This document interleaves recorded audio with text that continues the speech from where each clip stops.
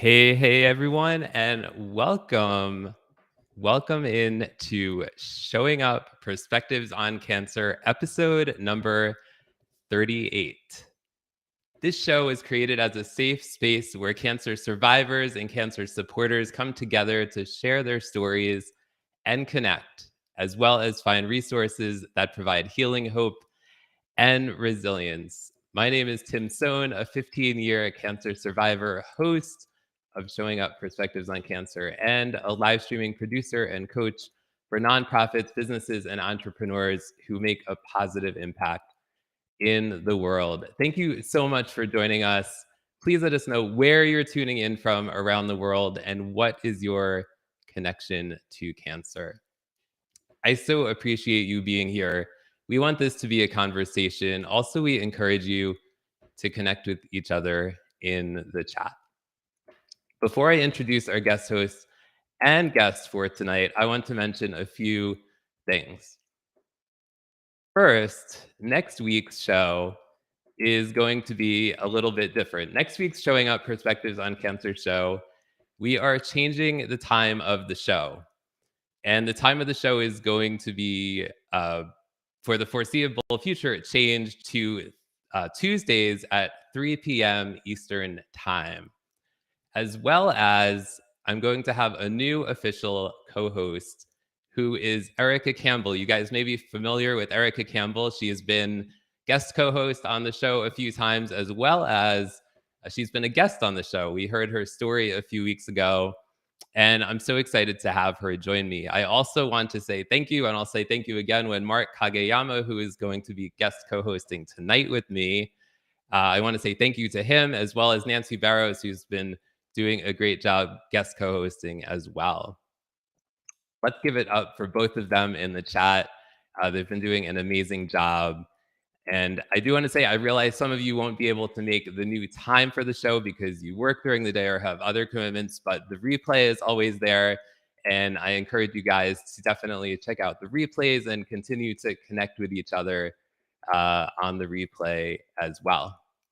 Also, a reminder that the first ever Showing Up Perspectives on Cancer in-person event is coming up on September 10th from 10 a.m. to 4 p.m. Eastern Time here in Pennsylvania. The registration is still available to sign up.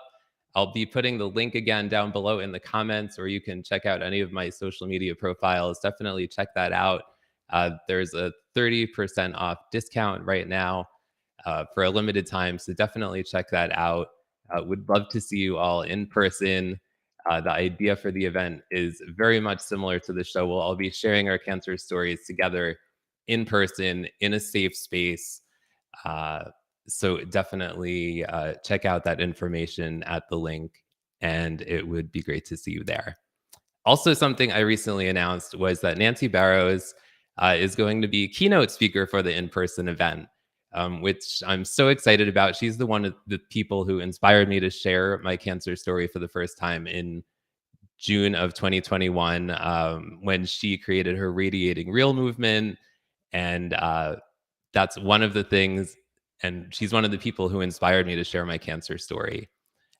So those things and many other announcements have come out and will be coming out. So definitely check out my social media profiles, my LinkedIn profile, and the link that I'll be putting in the comments for more information about that. I also just want to briefly say thank you so much to all the sponsors for the in-person event. Thank you to the Pinky Swear Foundation, X Cures, Russ Hedge, Jim Fuse, Veronica Jeans, my parents, Carol and George Stone, and Retress.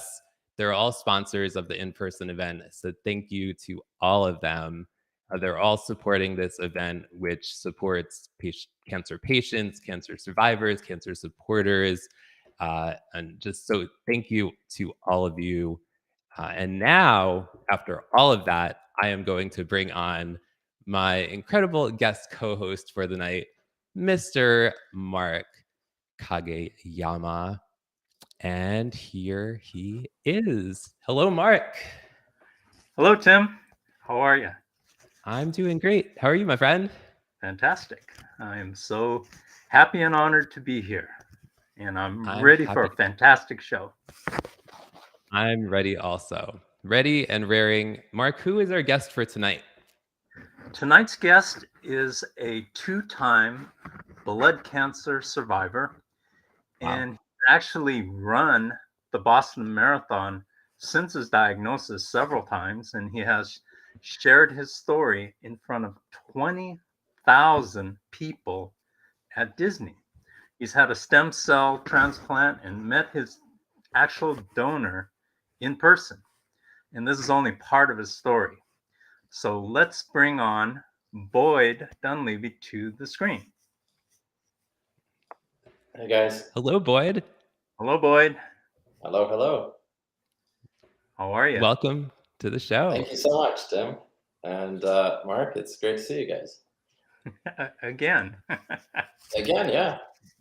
Yes, it's great to have you on the show. And Boyd, you were part of the Open Your Hearts and Wallets event. You had a conversation with Jenny Gold then. So just want to say thank you for being part of that event. And thank you for, again, sharing your story with us tonight. I really appreciate you taking the time to share your story with us. You ended up winning the Man of the Year. So hats off to you, sir, for doing that. And being a small part of that, of course, it's just a thrill and a delight for me. So thank you for allowing me to participate in that. And congratulations to you.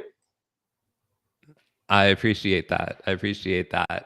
So before we dive into the conversation, I just want to say hello to some of the people who are tuning in.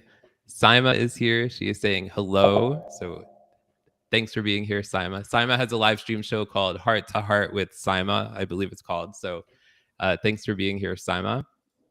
Melody is saying hello from Massachusetts.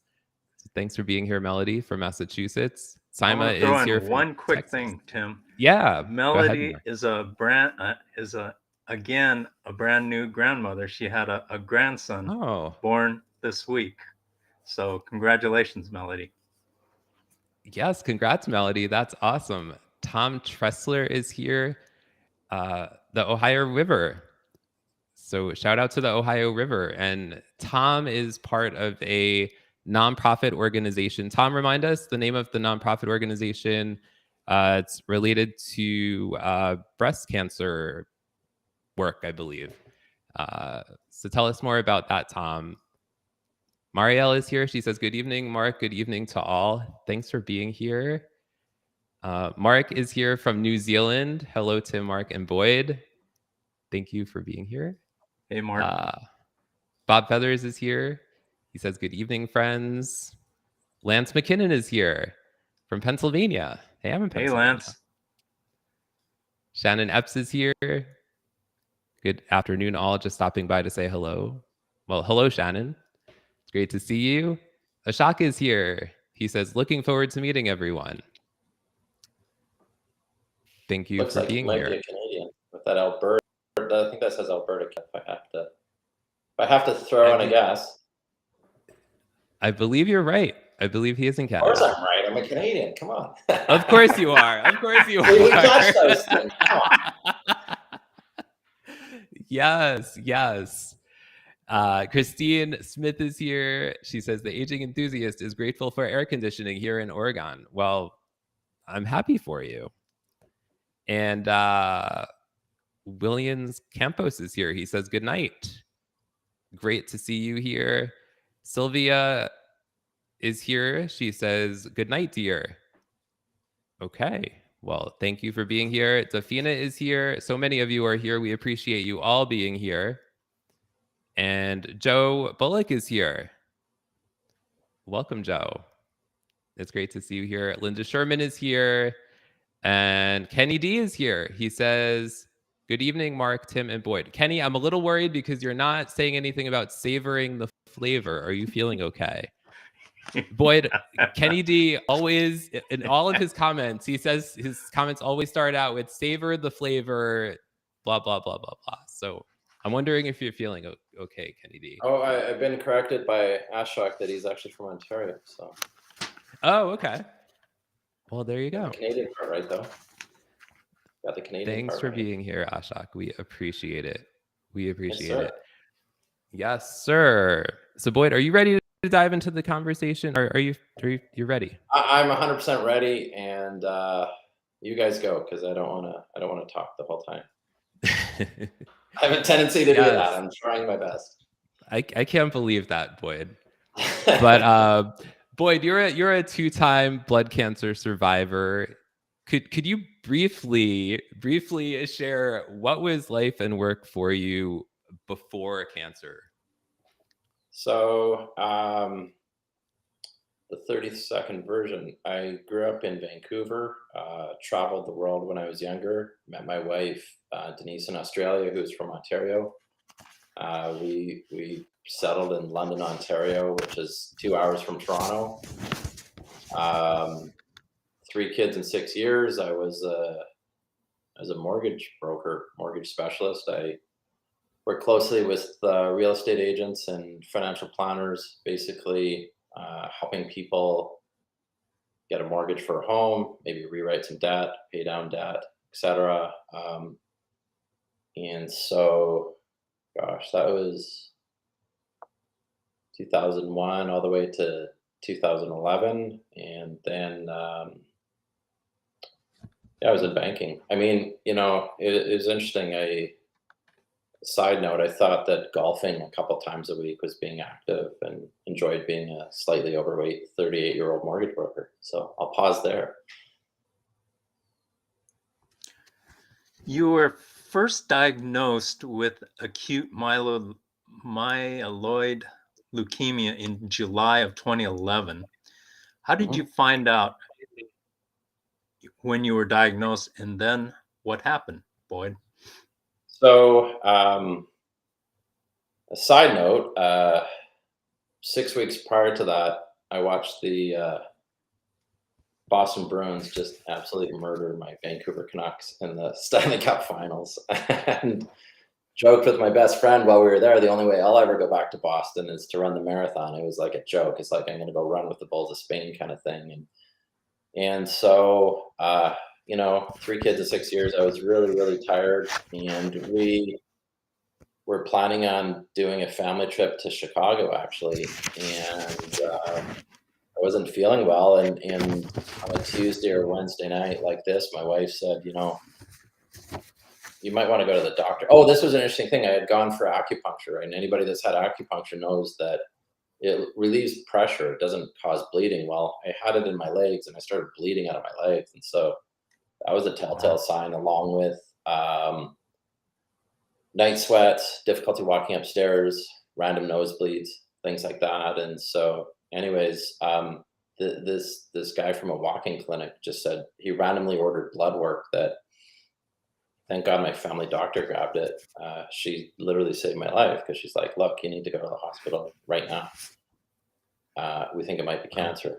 And so what ended up happening was July. Yeah. So it was around Canada Day of 2011. So admitted to the hospital. I was in the hospital for a month. They fought like crazy just to get it into remission, but I remember sitting there talking to the doctors, and they're like, look, don't tell people you're in remission. I'm like, that doesn't make sense. Why wouldn't you tell people you're in remission? Well, blood cancer is horrible. It can relapse in a moment. And so don't tell people you're in remission. And they needed to do a DNA marker to see what type of leukemia it was. And so anyways, I don't know why the hospital system just took longer than it should have. And after about 8 weeks, they came back and said it was AML 6-9, so acute myeloid leukemia 6-9. And anybody that wants to do a Google search of that can see the probability of living the year is less than 10%. They said without a life-saving stem cell transplant, you probably won't live the year. And so a search was immediately put in place for a stem cell donor. And my sister wasn't a match. To do a transplant, whether it's related or unrelated, it's like a 1 in a million thing. There's all 10 different markers. It's totally weird. And so our family did sort of a make-a-wish to Disney. And I guess the other thing that was quite fascinating is a friend took me on sort of a once-in-a-lifetime trip to Israel. And so those were two kind of big events in the fall of 2011, and came back from that. And sadly, in February of 2012, my cancer relapsed. And the hospital, they told us they had the donor, and the hospital system was overwhelmed, or there wasn't enough beds, or, I mean, it's kind of whatever. What does it matter? Somebody dropped the ball. And so to get acute myeloid leukemia into remission twice in 8 months is a miracle. I'll stop there. Hey, Boyd, could I just stop you for 1 minute? Please do. I'm just curious, when you found out the first time that you were diagnosed with acute leukemia, what was your initial your gut reaction that you had that? This is nonsense. I'm not going to die. I'm not going to die. I don't know. I was angry. I mean, do you want to? I can give it like, oh, well, just dug in deep and prayed to God. No, I was like, this is just crap. Our daughter was 3 or 4 months old, and I was like, I'm not gonna die with, a 6-year-old, a 2-year-old, and a newborn. And so there was that. I mean, one other thing that was interesting is I had given blood about 30 times, but I hate needles. So a great way to break a fear of needles, Mark, is just to get blood work twice a day for a year.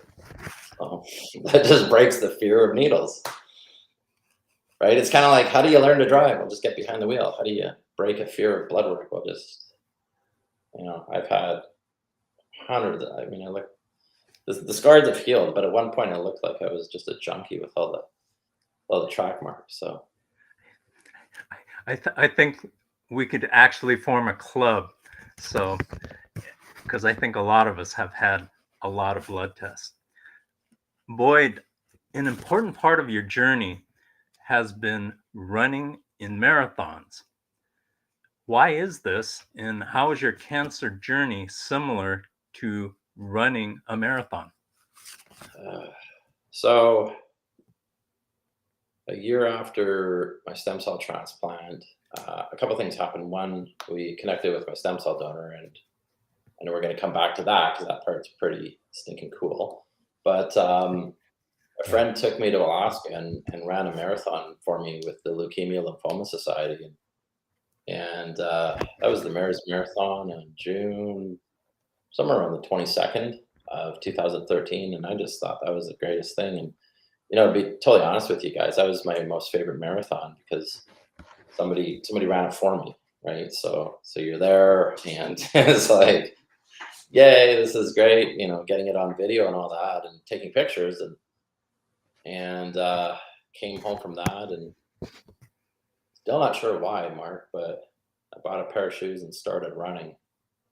And a year and a half later was my first marathon at Disney, where, I don't know.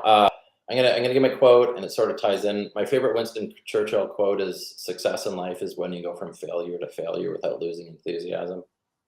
And so I didn't fail at cancer, but all my goals and dreams, and I'm sure anybody on here that's had cancer can relate to that. Just goes out the window quickly. It's like a bus driving off the edge of a cliff, and all your plans just go out the window. Everything went out the window. And so how does it relate? It's hard. It's difficult. You need determination and desire to push through, and you got to ask yourself, why am I doing this? And to have cancer twice in 8 months, a stem cell transplant, and run 10 marathons, there's a lot of similarities and a lot of parallels that, I was sharing with you guys a little bit yesterday. Nobody really cares in the big scheme of things if you ran a half marathon or a 5K, right? There's no Netflix half marathon or Netflix 5K, right? I don't know what it is. Marathons are this special 26.2 miles or 42 point 2 kilometers for anybody that runs in kilometers, and there's something special about it.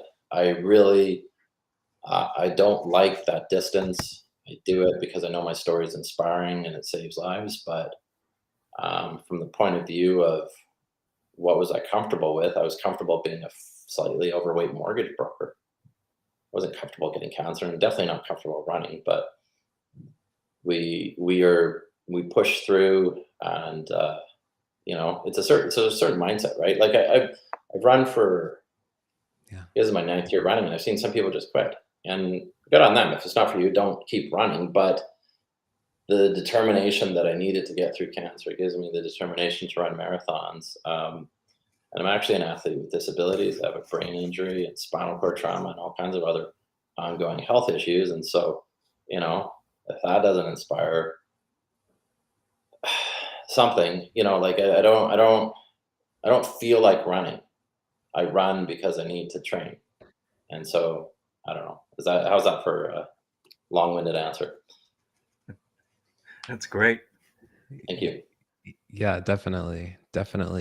Boyd, I just want to go to the comments for a minute, and then I do want to go back so you can talk more about your stem cell transplant, and we can go on from there. Ashok says, Boyd, you have an amazing energy. Attitude can make a huge positive difference in recovery.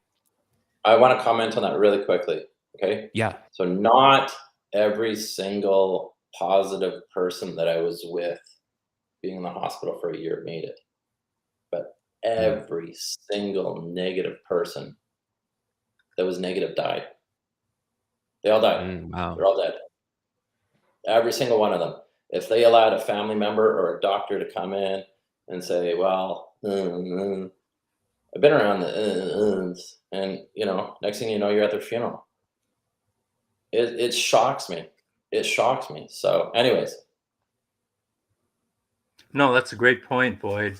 I mean, it's interesting, the people that come out on the other end of cancer, I mean, invariably, they're ones with a positive attitude, such as yourself and Tim and other people who come out the other side. That's a critical, very important factor in beating this thing.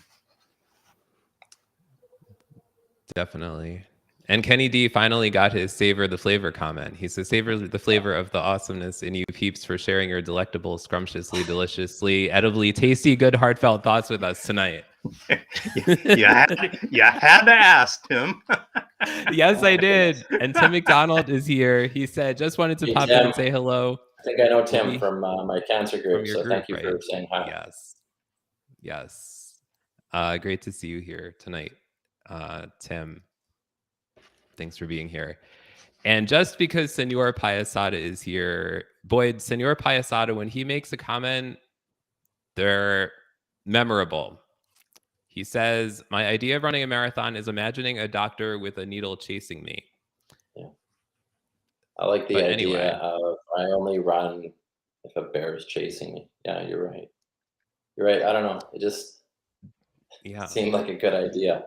It seemed like a good idea. I don't know what to tell you. You go from here to there and you do amazing things, and you're from blood cancer to the Boston Marathon, and you do epic stuff. And there was a guy in my church named Chris, like 6 years ago. He goes, I would have just done it once. Like that. Yeah, I don't disagree with you, but you gotta. Anyways, I ran it 3 years in a row because some idiot said I would never go. So. Oh, and I went back to Boston 5 years after my cancer diagnosis and ran the Boston Marathon, and it was pretty epic. So, anyways, I'll let you host the show, Tim. Why, thank you. Anyway, this is a great show, though. Anyway, Boyd, let's back up a little bit to. You did receive a stem cell transplant. This is the best. This is the best part of the whole story. Yes. Well, we'll find out.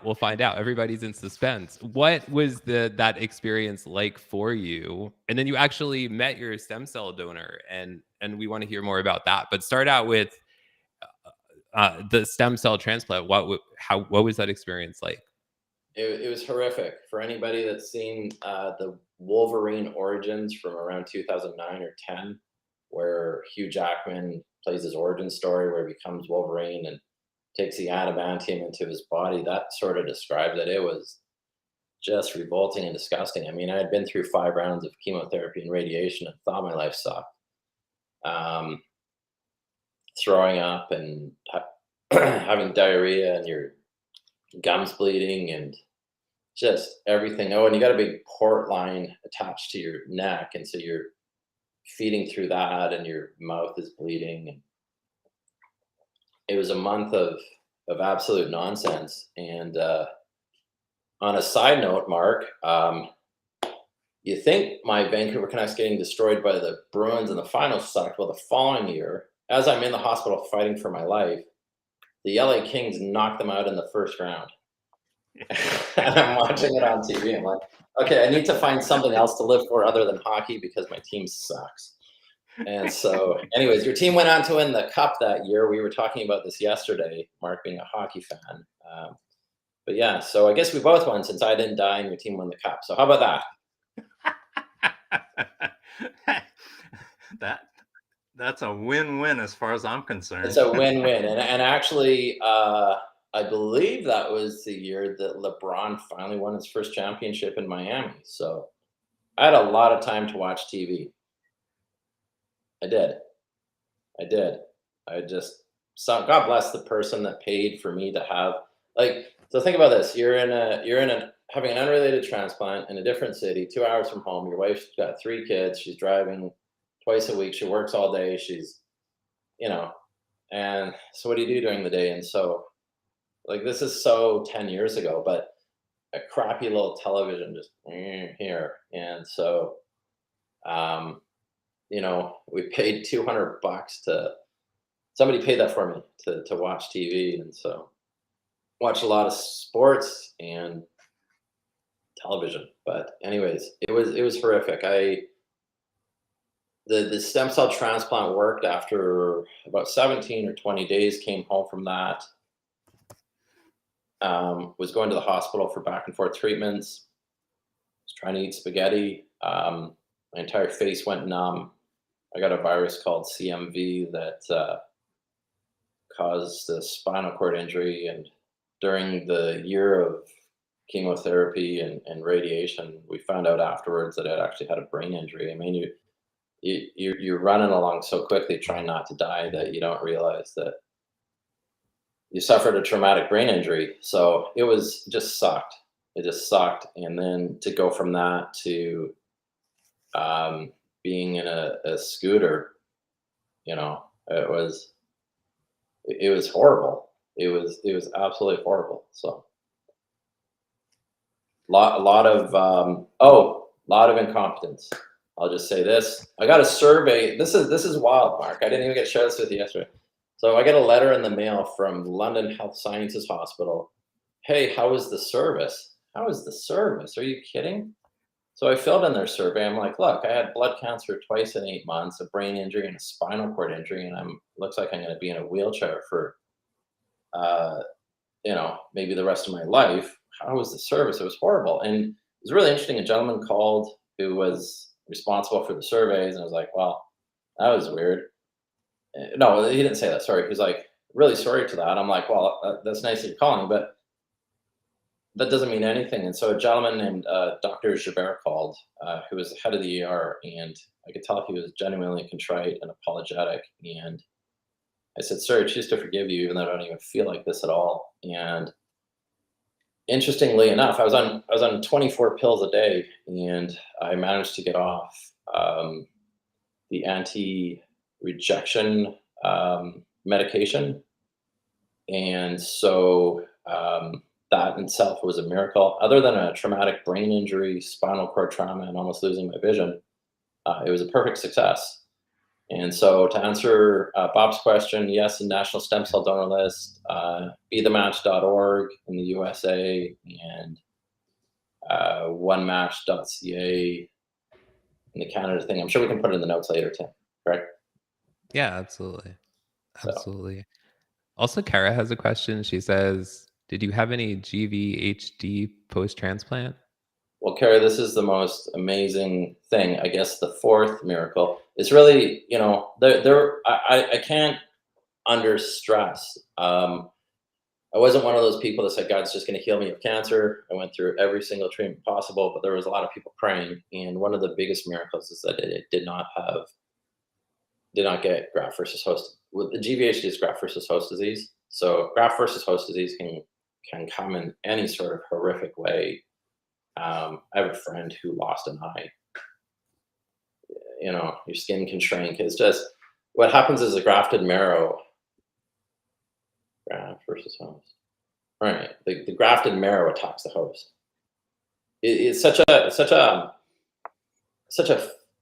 miracle of science itself to do an unrelated stem cell transplant. You're taking somebody else's DNA.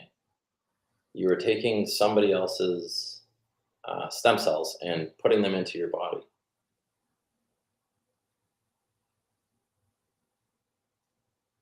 Should we talk about who my donor is?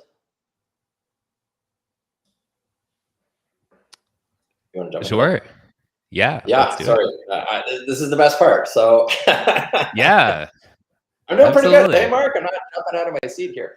So we found out a year later that my stem cell donor is an American naval serviceman named Nathan Barnes, who was in Japan when he saved my life. And this is the part that's just really, really cool. So what happened was Nathan had registered himself in the stem cell registry as an 18-year-old when he had first enlisted. And I just found out like 3 weeks ago. I'm like, why did you put yourself in the registry? Well, I guess his commanding officer said, well, you can have the day off.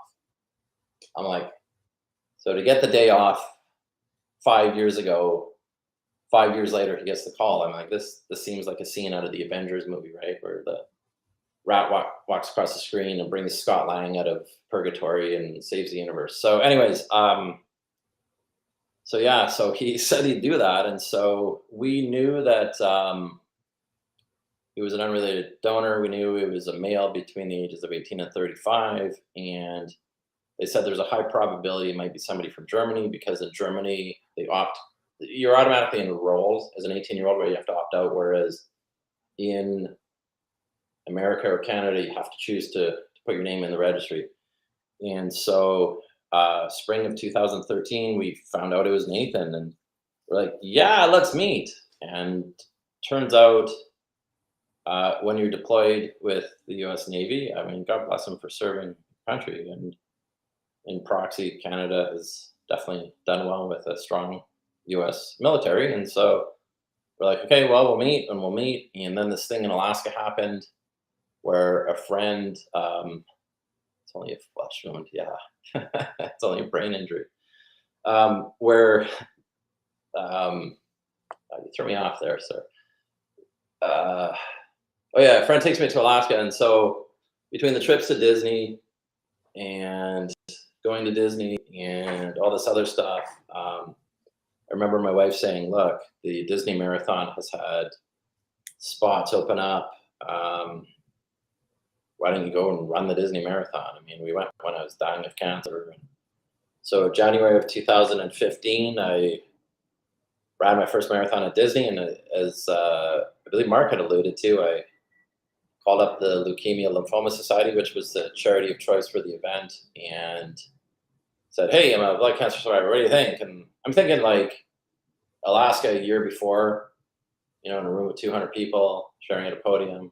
Sure, maybe Tim's been at a room of 200 people, or maybe get the idea. It's like a small, intimate thing. No, this is 20,000 people on stage before the Boston Marathon, or before the Disney Marathon. It was really weird. There's a couple things that happened. The guy that played Rudy was there, so he was there, and this was my tie back. So the race director for the Boston Marathon was there, Dave McGilvery, and he was inviting people to come back to Boston because it was 2 years after the bombing, right? And so people are still sort of nervous about bombs, Boston, whatever. Of course. So it's really weird. I mean, I don't know how to say it other than it felt like sort of a Macedonian call where Paul had a vision of a man inviting him to go. Because I said to my best pal, I don't ever want to go back to Boston. but that was the moment. I see McGill. I'm like, I spoke on stage and Dave's there, so it must be a sign from God. And so then after that first marathon, it was 8.5 months of waiting. I mean, you know, it takes 9 months to have a baby. It took the Boston Athletic Association about 8.5 months to allow me to run under their Athletes with Disabilities program. But God bless them, they did do that. And I tried every single way but loose to qualify to run Boston. I tried to register with the Leukemia Lymphoma Society, the local Boston chapter, that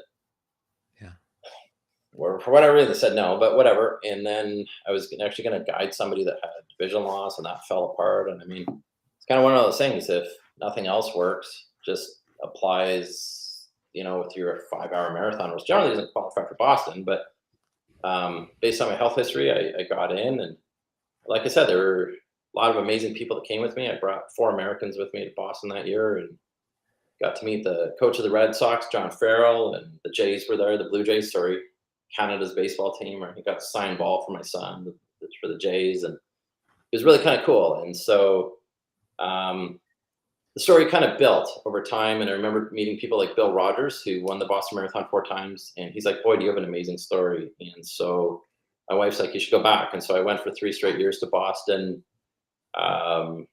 Chicago. Well, of course I had to go back to Chicago, Mark, because that was a city that inadvertently saved my life. I almost died. And so I ran the Chicago Marathon in 2017. And my favorite marathon of all time was the New York Marathon, which was in 2018. Oh, and I did Disney twice. And so 7 marathons in 7 years. And it was time to meet my donor. It's time to meet my donor. I'm going down a bit of a rabbit hole, but it's like, when am I going to meet Nathan? When am I going to meet Nathan? As you can tell, I lived my life because I wasn't going to sit there waiting for this guy, because he had been deployed overseas. He was in Japan, San Diego. I believe at some point in his life he had been in Afghanistan. I don't know that for sure, so please don't call me, but he's deployed overseas. And so anyways, you got to live your life. And so doing all this stuff, but I was friends with him on Facebook forever. And like, people, it was interesting. People were sending me these inspirational videos of people meeting their donor, right? Like you meet your donor at a restaurant, or you meet your donor, right? Whether you had a kidney transplant or something. And so I'm like, okay, we gotta go big with this. And so I called up the guys that run Disney. I'm like, look, as you know, I'm a blood cancer survivor. And I was quite vocal with my story, which wasn't a problem, but I said, why don't we have Nathan meet me at Disney and do the whole thing. And so we timed it so that it was during the Wine and Dine half marathon weekend. And so we met at Disney. So is this the point we're going to play the video, or what do you want to do? There we go. Okay, I'll stop talking. That sounds good. This is epic. This is Boyd Dunleavey in Ontario, Canada. The video was made last fall. It was me meeting my stem cell donor, Nathan Barnes, for the first time. We waited 7 years to meet him, as he is an active Navy serviceman in the U.S. Navy. We want to thank Disney for helping make this possible, and let you know that we're thinking of you. All the best from Ontario and Canada.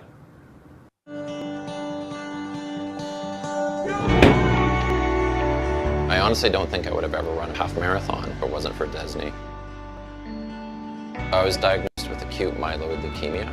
Without a life-saving stem cell transplant, I wouldn't live the year. It was completely out of the blue.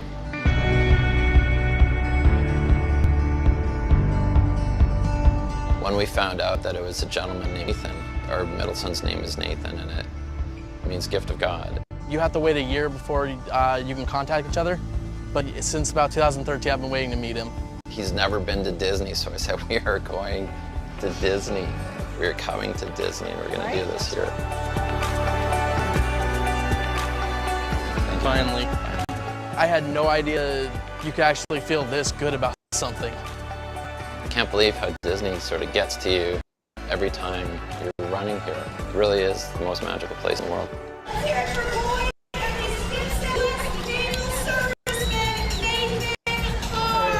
Knowing his story, knowing our story together, it's amazing what he's come from. This is by far my favorite race. Great job, Joe. My motto is to never lose hope. You never lose hope. You never lose hope.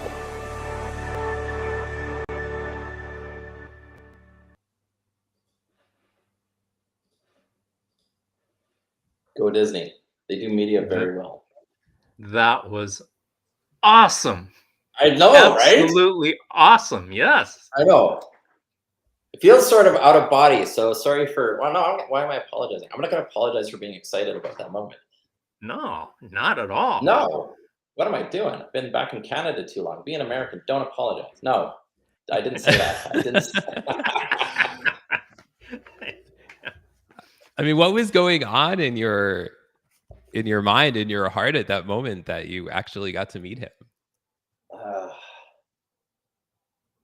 Well, part of it was, I mean, you know, whenever you're training for a race, you're always running the risk of an injury. And I had actually tweaked my foot in the fall. And so part of it was like, oh gosh, like, it was, thank you, Melody. It was one thing to meet, right? And, again, you meet and you hug and it's great. But then like 2 days later, I got to run a stinking half marathon and have him give me the medal at the finish line. And so, I sort of wasn't really that well trained. And that being said, like, do you think I was gonna mess that up? So no, like as we're meeting, my whole thing is I'm thinking towards the race.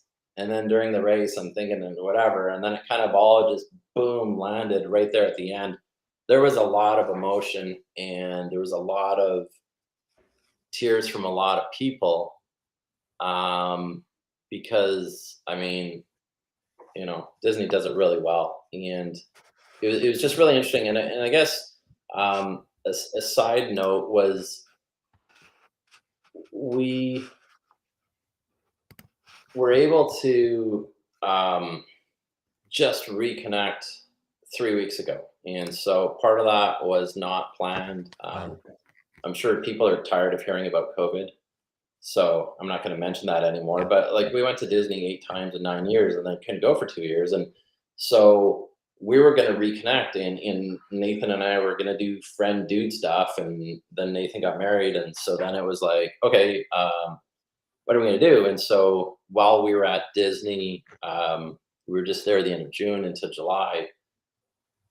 For a few weeks, we spent 3 days with Nathan and his wife Kim and their little girls, and it was an absolute blast. And that's where I discovered, like, hey, a couple weeks ago, 10 years into this journey, that his number one motivation for signing up to save my life was just to get a day off work. I mean, talk about an unmotivated 18-year-old. But I think it's fair to say neither of us could have imagined where this went. Neither of us could have imagined where this has gone. And I don't know where you want this to go, but one of the biggest compliments I got was from Dr. Irwin Walker, who was my hematologist who helped with the stem cell transplant. And he's been doing this for 40 years. And he said I was one of the first people he's ever met to have, at least in Canada, have had a life-saving stem cell transplant and then become a marathon runner. And so that means a lot more to me. It means as much to me as the man that saved my life. It means as much to me that guy actually saved my life, to then say you've not just done this, but you've done that. And so things like that. And so, I stand on the shoulders of a lot of people. But obviously Nathan is, he's my Captain America. He's my Steve Rogers, and he's definitely my hero. It's a total tearjerker, isn't it? It creates an emotional response, that video. And it was definitely a made for Disney moment. So that was so awesome. Just truly right. Awesome. And right. In relationship to that, I want to go back to what we were talking about yesterday in our pre-call. Please talk about your thoughts on your relationship with the cancer community and the people that you've met. How have they influenced your life? So I've seen people do some absolutely incredible things, and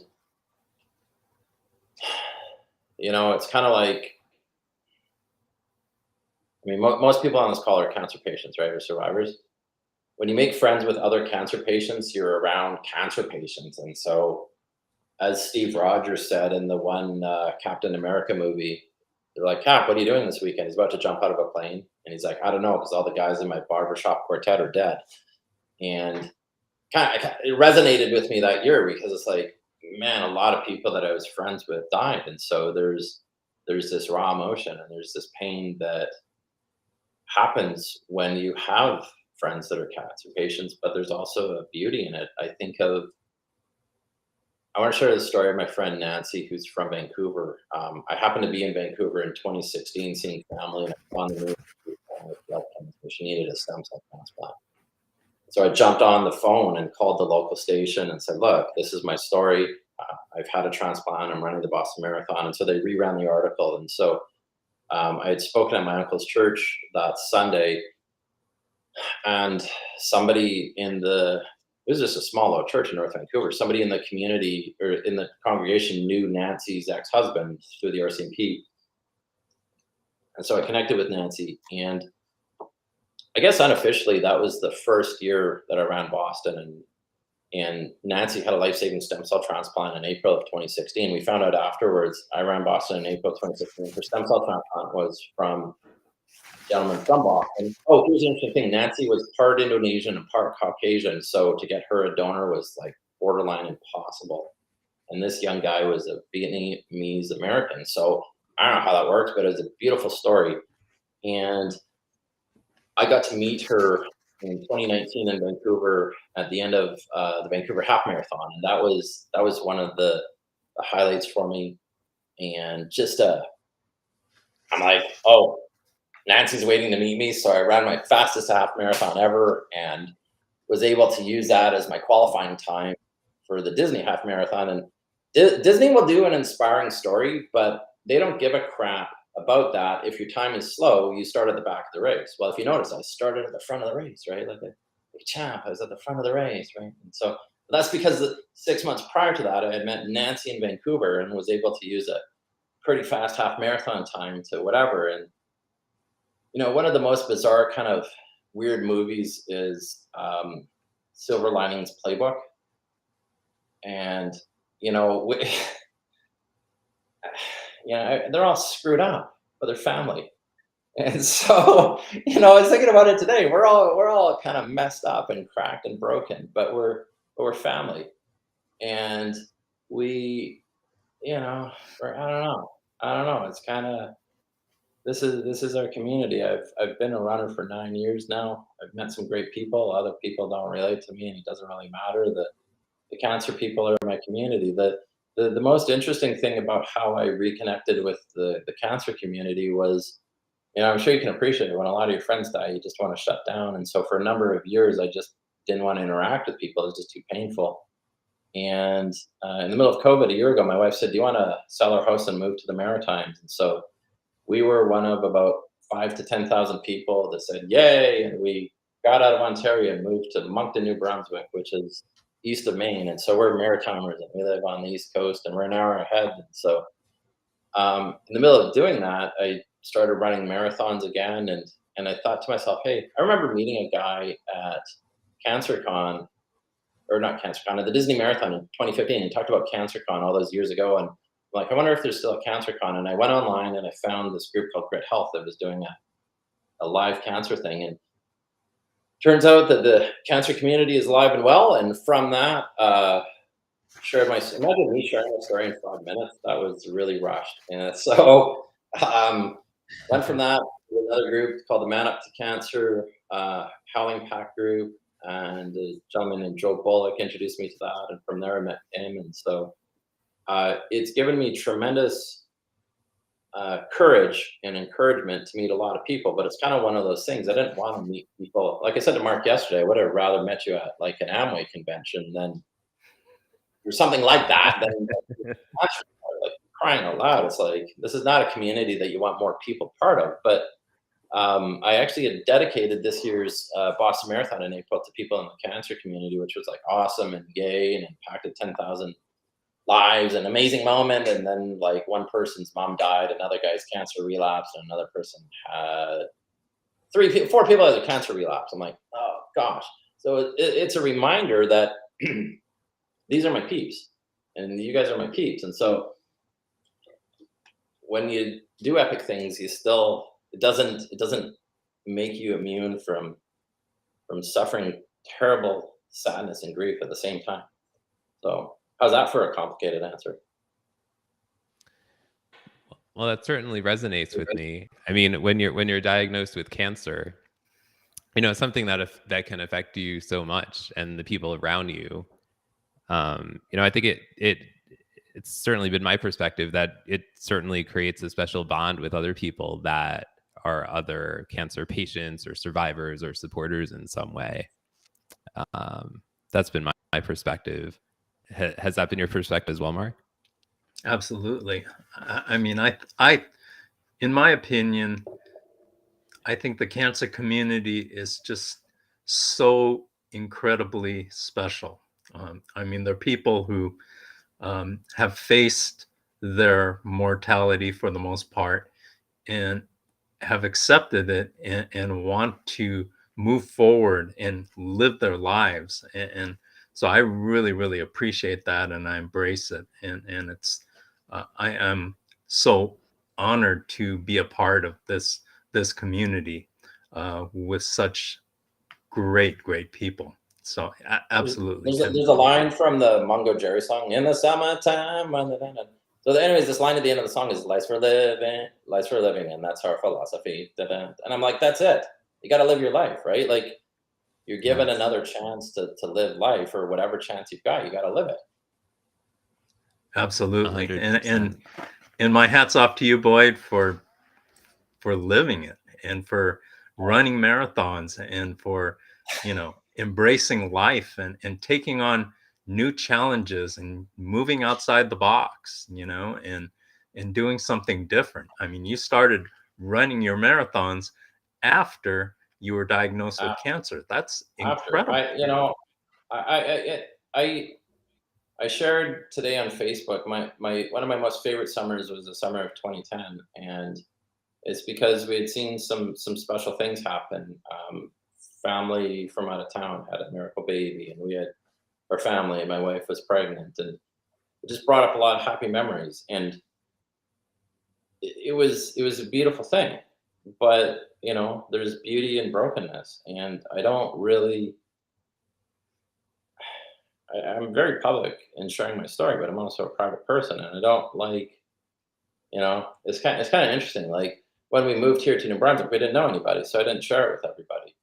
And New Brunswick is a bilingual province, so there's people in our running group that are French. They don't speak English, and I'm kind of cool with that. I like being kind of able to share when I want to share and not have to share all the time. Hey, there's Jenny. If that totally makes sense, right? We love you, Jenny. We're thinking of you. Hi, Jenny. So does that make sense? Like, I don't always want to be, oh, there he is again, right? And, one of the things that helped so much was my wife's like, look, you got to step up, right? Like, Mr. Boston Marathon runner, that's great, but the lawn still needs to be cut. The laundry needs to be folded. So, she loves me. And so it's out of a love that you got to do better. And it's out of love that you got to whatever. And so.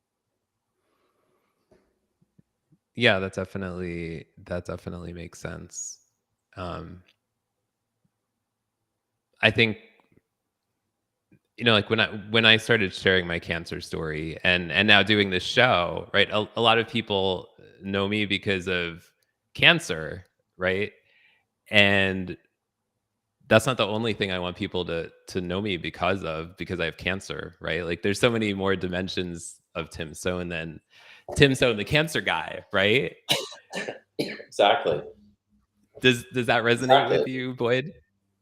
It's really bizarre. There's tremendous pride in wearing a Boston Marathon shirt or having the medal. Yeah. And I got some really good advice from our pastors 7 or 8 years ago, which was stop explaining yourself to people. And so, people, how are you medically disabled and you run? I don't know.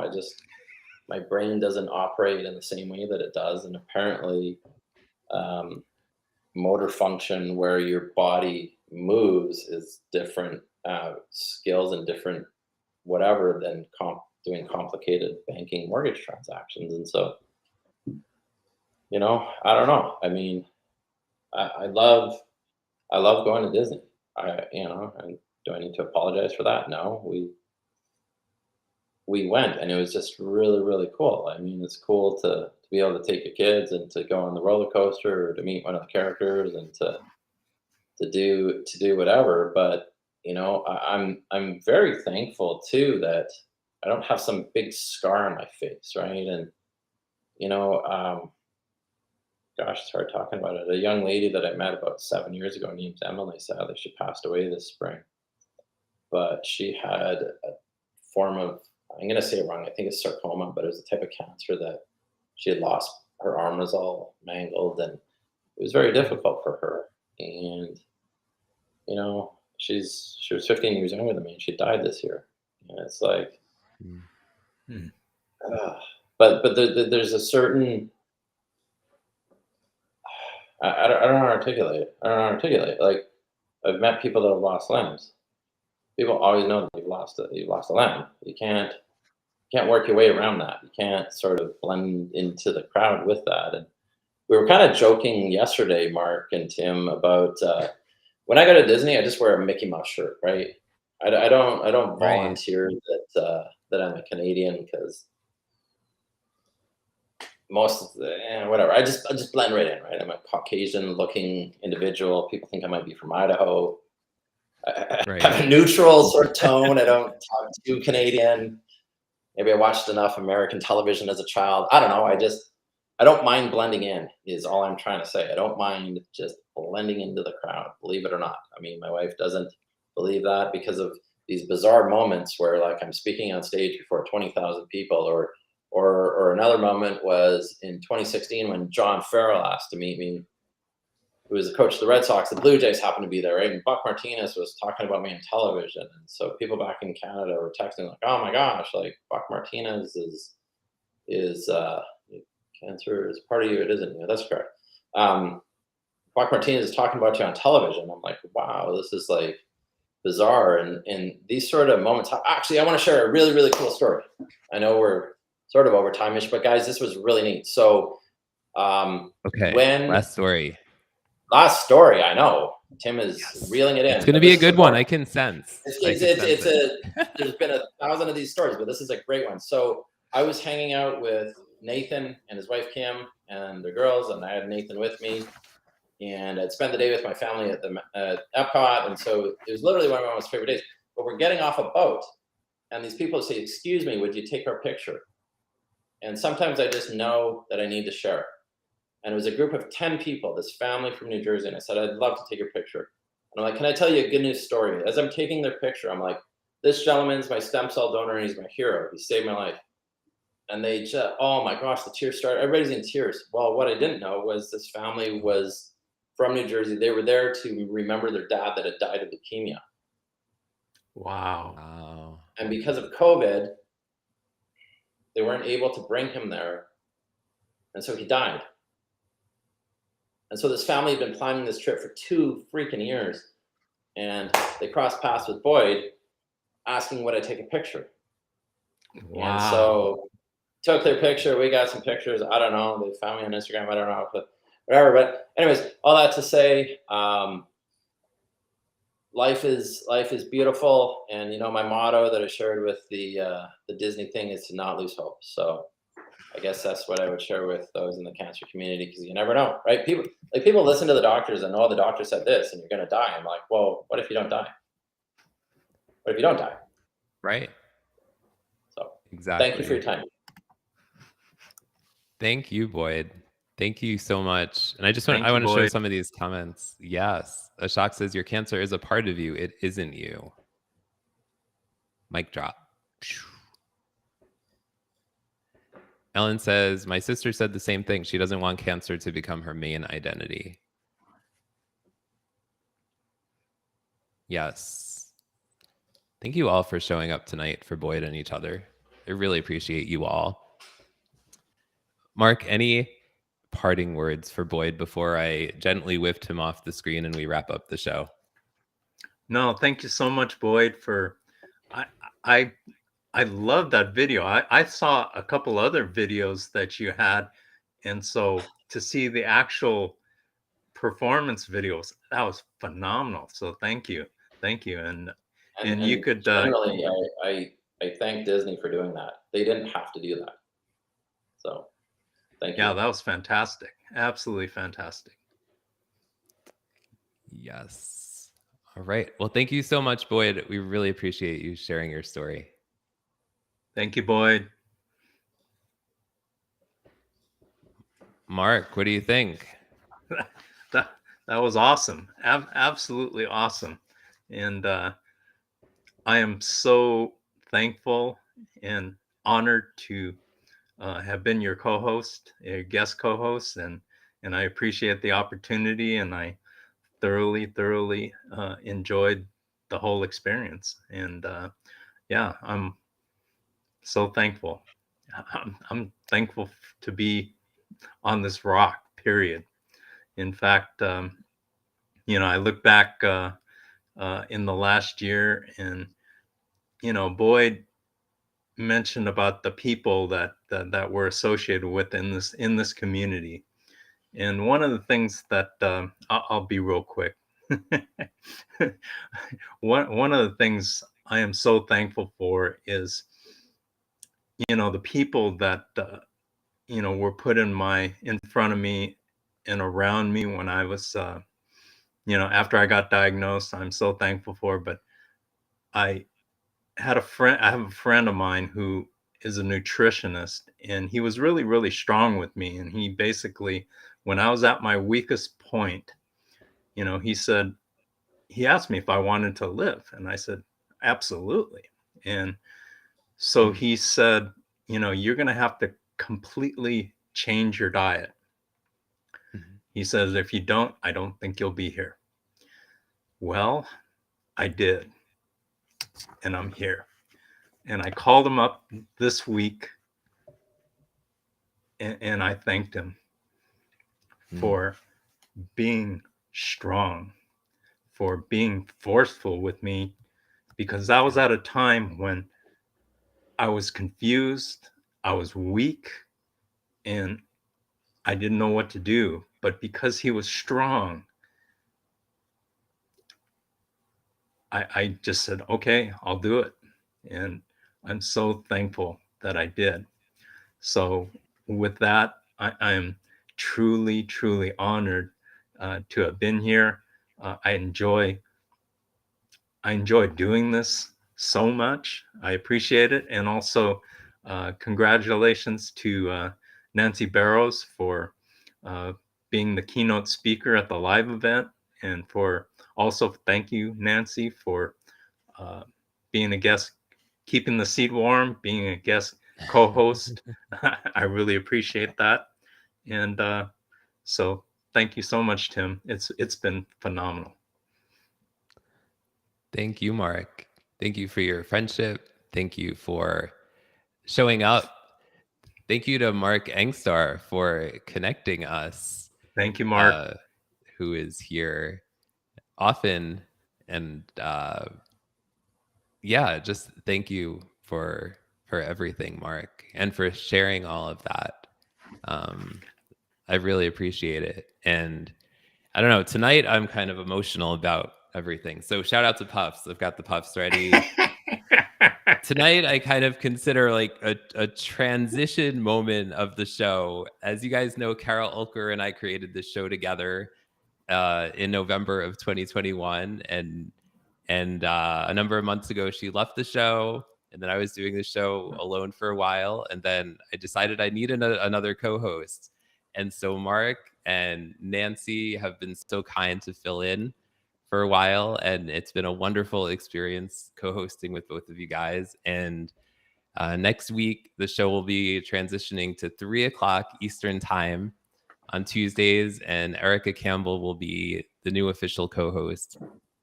And I'm just so grateful for the whole experience so far. So many of you who show up every week. Tom Tressler put this beautiful comment here. He put, Boyd, Tim, Mark, and all of you on here, never having had cancer, I'm humbled by all of your courage, strength, and ability to embrace life. What I learned from hearing these stories allows me to develop some level of empathy for the journey you're on. Thank you, Tom. That's beautiful. Tom. Yeah. So I just want to say thank you, Mark. Looking forward to you continuing to show up in the comments, and you have an open invitation to come back to guest co-host anytime, for sure. And thank you all. If any of you would like to be a guest, we're always looking for guests on the show. Thank you, Pamela Brinker, who says, grateful for you, Tim. Mark, too. I see your comment. I appreciate it. Katie says, amen. God bless, tough love, unconditional love. Thank you for sharing, Mark. Thank you, Katie. Jenny Gold says, love you, Tim, Mark, and Boyd. We love you too, Jenny Gold. So happy to see Jenny here. That's me too. Great. Yes, definitely. Yeah. Yeah. So if any of you would like to share your story on the show, definitely get in touch with me and Mark, who is the guest on next week's show, which is at 3:00 Eastern time. Our guest next week is Chris Killian. Chris is the mom of Lauren Killian, who is a brain cancer survivor. So let's all show up next week and show support for Chris and each other. And thank you for all the people who showed up and made comments. I saw so many people, so many friends and people that I love and people that I embrace. So thank you so much. We really appreciate it. Yes, definitely. And thanks again to you, Mark. And thank you for everyone for tuning in to another episode of Showing Up, Perspectives on Cancer. One more time, a reminder, the show is at 3 p.m. Eastern time next week. You can find it on my LinkedIn channel and all the other places on YouTube and Facebook and Twitter. Another reminder, co-host will be Erica Campbell. We are going to go out the same way that we come in every week. Mark, are you getting ready to dance? I feel like you're. I love that song. That song is great. I even feel like Boyd is gonna dance. I feel like he's gonna. Oh, he will. Do you think he's gonna dance? I think yes, he is. I believe he will. Here we go. I see him dancing. Here we go.